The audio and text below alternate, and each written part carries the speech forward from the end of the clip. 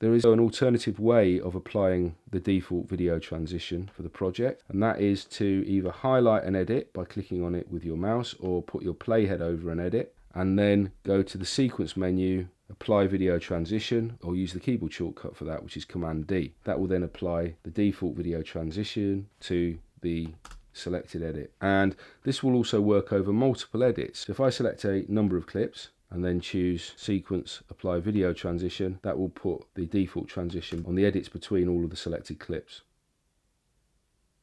To delete a transition, I just select it and hit backspace.